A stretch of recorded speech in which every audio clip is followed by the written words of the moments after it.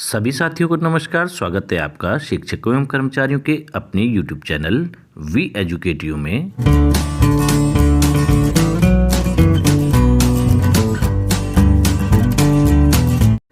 पिछले वीडियो में हमने आपको यह जानकारी दी थी कि प्रोग्रेशन एक्टिविटी के तहत आप पिछले वर्ष जो आपके विद्यालय में विभिन्न कक्षाओं में छात्र छात्राएं अध्ययनरत थे उनको प्रोग्रेशन एक्टिविटी के तहत आप किस प्रकार से प्रमोट कर पाएंगे, या फिर यदि कोई छात्र फेलियर है तो उसको उसी कक्षा में किस प्रकार से रख पाएंगे।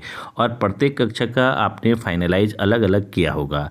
इसके बाद जब सारी कक्षाओं का जितनी भी कक्षाएं आपके विद्यालय में संचालित होती है उनका अलग अलग फाइनलाइज कर देंगे, तो अंत में आपको प्रोग्रेशन एक्टिविटी का पूरे स्कूल का फाइनलाइज करना होता है। और जब आप ये फाइनलाइज कर देंगे उसके पश्चात ही आपके विद्यालय में जो कक्षा 1 है, LKG है, UKG है, प्री प्राइमरी फर्स्ट है, तो ऐसे जितने भी स्टूडेंट हैं जो आपके विद्यालय में कक्षा 1 में, प्री प्राइमरी में या LKG में, UKG में प्रवेश ले रहे हैं, उनकी डिटेल को आप अपने UDICE प्लस के माध्यम से ऐड स्टूडेंट में जाके किस प्रकार से फीड कर पाएंगे। साथ ही उनके आधार कार्ड को भी वैलिडेट करने का प्रोसेस क्या होगा, उनका जो जनरल प्रोफाइल है, इनरोलमेंट प्रोफाइल है और फैसिलिटी प्रोफाइल है उसको आप किस प्रकार से अपडेट कर पाएंगे। तो ये पूरी जानकारी हम इस वीडियो के माध्यम से आपको देना चाहेंगे। लेकिन हमारा सभी साथियों से निवेदन रहेगा कि कृपया इस वीडियो को देखने के साथ ही साथ हमारे इस चैनल को सब्सक्राइब करके अवश्य रखें तथा बेल आइकन के ऑल में जाके भी क्लिक करें, ताकि आने वाले जितने भी अपकमिंग वीडियोस हैं उनकी नोटिफिकेशन आपको सबसे पहले मिल पाए और आप उन महत्वपूर्ण वीडियोस का लाभ उठा पाएँ। तो चलिए वीडियो स्टार्ट करते हैं। तो सबसे पहले हम अपने विद्यालय की यूजर आईडी और पासवर्ड के माध्यम से UDICE प्लस के SDMS पोर्टल में प्रवेश कर जाते हैं। अब यहाँ पर हम प्रत्येक कक्षा का डिटेल चेक करेंगे कि इनकी प्रोग्रेशन एक्टिविटी फाइनलाइज हो रखी है या नहीं हो रखी। जैसे हमने क्लास 2 का किया तो यहाँ पर लिखा हुआ भी आ रहा है the promotion activity for this section has been already completed. तो इसी प्रकार से आप अन्य कक्षाओं को देखेंगे। यहाँ पर हम एक उदाहरण दे रहे हैं कि क्लास फर्स्ट इस विद्यालय में पिछले वर्ष क्लास फर्स्ट में एक भी स्टूडेंट नहीं था और ये सॉरी नो रिकॉर्ड फाउंड तो आ रहा था, लेकिन फाइनलाइज का ऑप्शन नीचे नहीं आ रहा था। तो इस वजह से कई विद्यालयों के जो प्रोग्रेशन एक्टिविटी थी वो फाइनलाइज होने से रुकी हुई थी। लेकिन अभी हाल ही में ऑप्शन भी खोल दिया गया है, तो अब आप इसमें फाइनलाइज कर सकते हैं। तो इसमें यदि भले ही आपके पिछले वर्ष इस कक्षा में एक भी स्टूडेंट नहीं था, लेकिन इसमें फाइनलाइज का ऑप्शन आया, जैसे हमने इसमें क्लिक किया तो नंबर ऑफ स्टूडेंट देख सकते हैं आप, चाहे प्रमोटेड है चाहे नॉट पास्ड हैं, सब 0 आएंगे क्योंकि एक भी छात्र नहीं था पिछले वर्ष इस कक्षा में। इसको हम कंफर्म कर लेते हैं। यदि आपके क्लास में छात्र थे तो उनको आप जिस प्रकार से हमने पिछले वीडियो में स्टेप बताए थे उसी प्रकार से आप प्रोग्रेशन एक्टिविटी कर सकते हैं, उनको प्रमोट कर सकते हैं। इसी प्रकार से आप अन्य कक्षाओं में भी एक एक करके चेक करते रहेंगे कि प्रोग्रेशन एक्टिविटी फाइनलाइज हुई है या नहीं हुई है। अब उसके बाद हम लिस्ट ऑफ ऑल स्टूडेंट देखने का प्रयास करते हैं। यहाँ पर से प्रोग्रेशन एक्टिविटी में गए और व्यू समरी में चले गए। तो व्यू समरी में हम देख लेते हैं कि यहाँ पर प्रत्येक छात्र की प्रोग्रेशन एक्टिविटी कंप्लीट हो रखी है और यहाँ पर फाइनलाइज भी हो रखी है प्रत्येक कक्षा की प्रोग्रेशन एक्टिविटी। तो यहाँ पर हम फाइनलाइज प्रोग्रेशन कर लेते हैं और उसके बाद ये कुछ निर्देश हैं, इसको देख लेते हैं भली भांति प्रकार से। उसके बाद चेकबॉक्स में हम टिक लगा के इसको सबमिट कर देते हैं। तो जैसे हम यहाँ पर सबमिट करते हैं, यहाँ पर पॉपअप विंडो में लिखा हुआ आ जाता है schools progression finalise for academic year 2022-23। इसको हम ओके कर लेते हैं। तो यहाँ पर आप देख सकते हैं schools promotion has been finalised. तो ये स्कूल का जो प्रोग्रेशन एक्टिविटी मॉड्यूल था वो फाइनलाइज हो गया है। अब हम स्कूल डैशबोर्ड में जाके देखते हैं कि अब हमारे पास जो ऐड स्टूडेंट का ऑप्शन है वो खुला है या नहीं खुला है। तो ये प्रत्येक विद्यालय के साथ ये समस्या आएगी कि जैसे वो प्रोग्रेशन एक्टिविटी को फाइनलाइज भी कर देते हैं उसके बाद ऐड स्टूडेंट करते हैं तो यहाँ पर मैसेज आ जाता है progression not finalise for the previous academic year. तो इसका कारण ये है कि जब हम UDICE में प्रोग्रेशन एक्टिविटी को फाइनलाइज कर देते हैं उसके बाद ये थोड़ा सा अपडेट होने में समय लेता है। हो सकता है 15-20 मिनट ले और 15-20 मिनट आपको वेट करना होगा। इसको लॉगआउट कर दें, उसके बाद दोबारा से लॉगिन करें। तो यहाँ पर दोबारा से जब आप लॉगिन करेंगे और ऐड स्टूडेंट के विकल्प में जाएंगे तो अब की बार आपके ऐड स्टूडेंट का विकल्प खुल जाएगा। अब हम आपको बताते हैं, हमने यहाँ वेट किया था तो ये अपडेट भी हो गया है इस 15-20 मिनट में। तो यहाँ पर ये जो स्टूडेंट्स की डिटेल है, जनरल प्रोफाइल है, उसका ऑप्शन खुल गया है। जो नया स्टूडेंट आपके विद्यालय में प्रवेश लिया उसकी पूरी डिटेल आपको यहाँ पर भरनी होगी। तो यहाँ पर इस जो फॉर्म है उसको पॉज करके आप देख सकते हैं कि आपको क्या क्या डिटेल इसमें भरनी होगी। इसमें नाम भरना होगा, आपको मदर्स नेम भरना होगा, फादर्स नेम भरना होगा, डेट ऑफ बर्थ भरनी होगी, आधार नंबर भरना होगा और नाम जो आधार में है उसी हिसाब से आपको यहाँ पर नाम भी उसका भरना होगा। इसके अलावा इनका फ़ोन नंबर भरना होगा। यदि अल्टरनेट फ़ोन नंबर आपके पास नहीं है तो उसको आप एक बार चेक बॉक्स में जाके टिक करें तो अपने आप ही ग्रीन हो जाएगा। इसी प्रकार यदि मेल आईडी संबंधित छात्र की है तो ठीक है, अन्यथा की स्थिति में आप इस बॉक्स के अंदर एक बार कर्सर को ले जाएंगे माउस के तो ये ग्रीन कलर से अपने आप ही टिक हो जाएगा, भले ही आप इसमें कुछ भी ना लिखें। इसी प्रकार से नीचे दिए गए विकल्पों को आप ध्यानपूर्वक अध्ययन करें और जो जो छात्र इसमें संबंधित है उसके लिए आप यस या नो में टिक कर सकते हैं। तो इसको आप बड़े ध्यानपूर्वक भरें क्योंकि ये जनरल प्रोफाइल की डिटेल होती है। इसमें नाम हो गया, पिता का नाम हो गया, माता का नाम हो गया, डेट ऑफ बर्थ, इसको आप ध्यानपूर्वक पढ़ें और उसके बाद ही इसको सेव करें क्योंकि एक बार ये सेव हो गया तो इसमें छात्र का नाम हो गया, माता पिता का नाम हो गया और डेट ऑफ बर्थ, तब इसमें चेंज नहीं हो सकता। तो यहाँ पर हम एक छात्र की पूरी डिटेल भर देते हैं जो यहाँ पर वांछित सूचनाएँ मांगी गई हैं और उसके बाद इसको सेव करने का प्रयास करते हैं। तो यहाँ पर हमने एक छात्र की पूरी डिटेल भर ली है और यहाँ पर आप देख सकते हैं ग्रीन टिक भी आ गया है। एक बात ध्यान देने योग्य ये है कि यदि किसी छात्र का आधार नंबर नहीं है तो यहाँ पर आप देख सकते हैं कि उसके आधार नंबर को यदि आप 12 बार 9 अंक को लिखेंगे तो यहाँ पर ग्रीन कलर का टिक आ जाएगा और जो दूसरा आयताकार बॉक्स है जिसमें उसका नाम लिखना है आधार के अकॉर्डिंग तो वो डिसेबल हो जाएगा, उसमें आपको नाम लिखने की आवश्यकता नहीं पड़ेगी। लेकिन चूंकि हमें इस छात्र का आधार नंबर मालूम है और उसके आधार के अनुसार उसका नाम यहाँ पर हम टाइप कर लेंगे।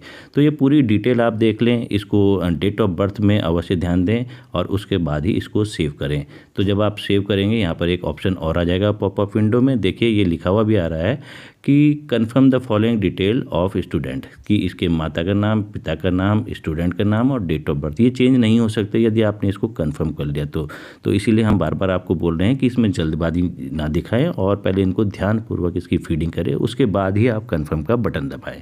तो जैसे ही आप कंफर्म का बटन दबाएंगे तो एक स्टूडेंट का जनरल प्रोफाइल यहाँ पर सबमिट हो जाएगा। उसके बाद यदि आपको दूसरे स्टूडेंट का करना है तो उसको भी आप कर सकते हैं। यहाँ पर आप देखेंगे जैसे हमने यहाँ पर सबमिट का बटन दबाया तो यहाँ पर मैसेज आ जाता है कि स्टूडेंट का जो डिटेल है ये देखेंगे आप, ये सक्सेसफुली हो गया है और नीचे जो ग्रीन कलर का आयताकार बॉक्स है उसमें ऐड न्यू स्टूडेंट का ऑप्शन आ गया है। तो आप अभी इसको कर सकते हैं ऐड न्यू स्टूडेंट को।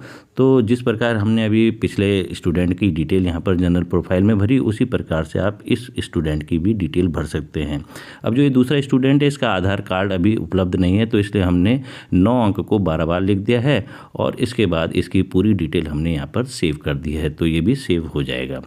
तो इस प्रकार से आप अपने विद्यालय के जो नए छात्र हैं जिनको add option add new student में जाके आपको ऐड करना है उनकी डिटेल्स को आप इस प्रकार से ऐड कर पाएंगे।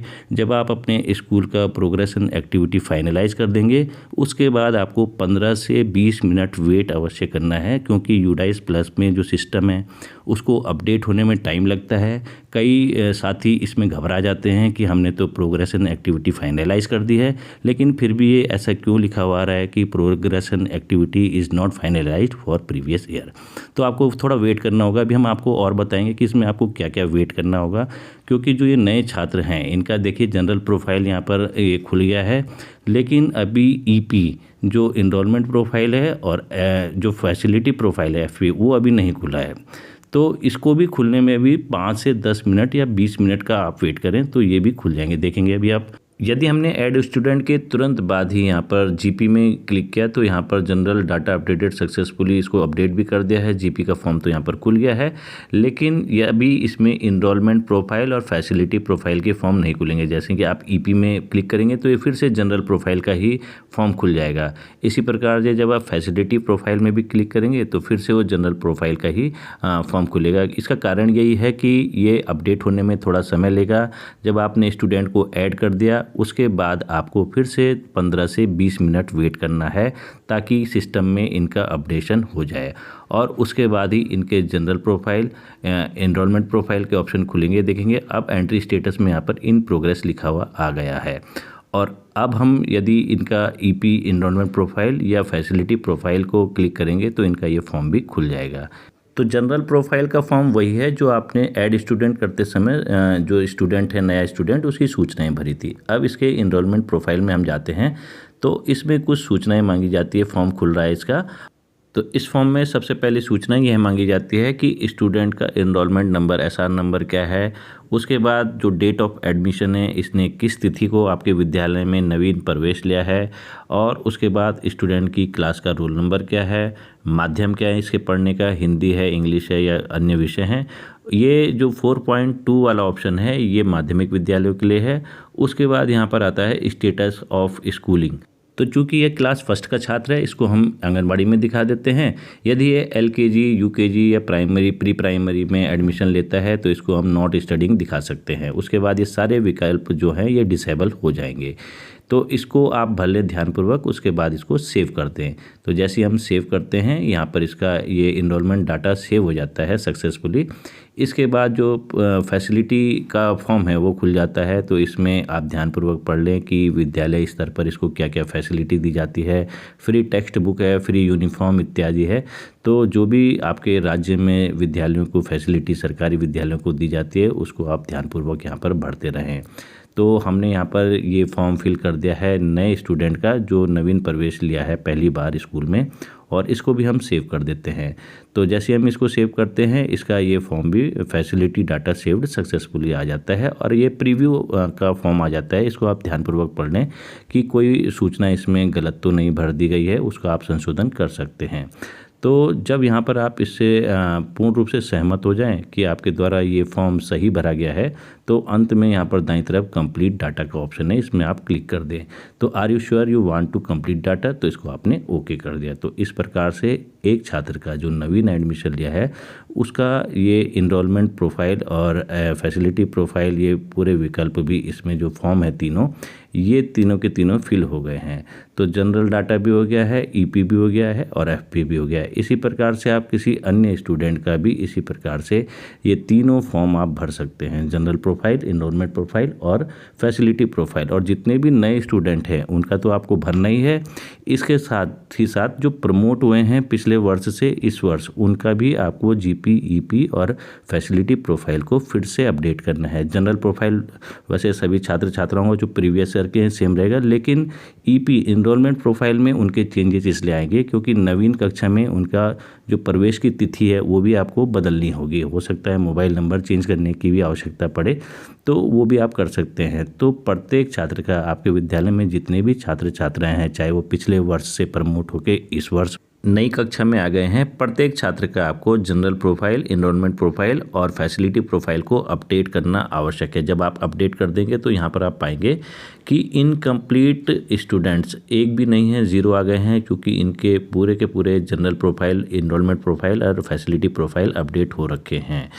तो इस प्रकार से आप इनका नए स्टूडेंट्स का भी जीपी, ईपी और एफपी को कंप्लीट कर देंगे। अब इसके बाद जो नया स्टूडेंट है उनके आधार को वैलिडेशन के लिए भी आपको थोड़ा सा वेट करना होगा, 10-15 मिनट फिर से वेट कीजिए, और उसके बाद फिर से आप लॉगिन करेंगे, स्कूल डैशबोर्ड में जाएंगे और स्कूल डैशबोर्ड में जाने के बाद लिस्ट ऑफ ऑल स्टूडेंट करेंगे। तो जैसे आप लिस्ट ऑफ ऑल स्टूडेंट करेंगे आपके विद्यालय की समस्त कक्षाओं के छात्रों का यहाँ पर विवरण आ जाएगा। ये आप देख सकते हैं। अब क्लास फर्स्ट में हमारे पास जैसे 2 स्टूडेंट हैं, इसमें हम गए तो आप देख सकते हैं कि यहाँ पर शुरुआत में छोटी क्लास का पहले विवरण आ गया है, उसके बाद नीचे बड़ी क्लास का भी आएगा, और यहाँ पर आपको हम दिखाते हैं कि इनका जो आधार का वैलिडेशन है उसको आप किस प्रकार से कर पाएंगे। चूँकि इस विद्यालय में एक छात्र का अभी हम जब जनरल प्रोफाइल भर रहे थे तो उसका आधार उपलब्ध ही नहीं था, तो वहाँ पर आप देख सकते हैं आधार नॉट अवेलेबल लिखा हुआ आ रहा है ऊपर वाले छात्र का, और नीचे जो यहाँ पर आ रहा है ये कोई छात्र है, इसका वैलिडेट आधार के लिए भी बोला जा रहा है एज पर नेम। तो इसको हम देख लेते हैं कि इसका आधार को हम वैलिडेट नाम के अनुसार किस प्रकार से कर सकते हैं। यहाँ पर हमने जैसे इसमें क्लिक करना है जो वैलिडेट आधार फॉर नेम होगा, तो यहाँ पर आप देखेंगे स्टेटस में आ गया है verified from UITAI against name, gender and date of birth. तो इसका मीनिंग ये है कि जो इस छात्र का नाम है, डेट ऑफ बर्थ है, आधार के अकॉर्डिंग और जो हमने यहाँ पर नाम फीड किया है वो मैच कर गए हैं UIDIA के अनुसार।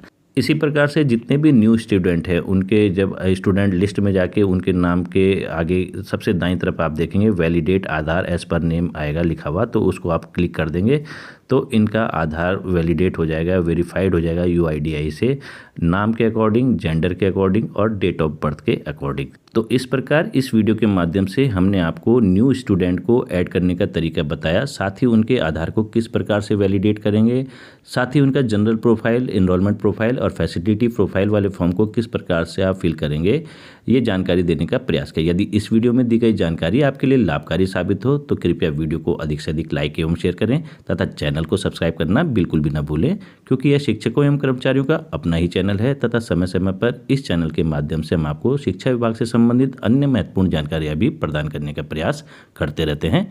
धन्यवाद।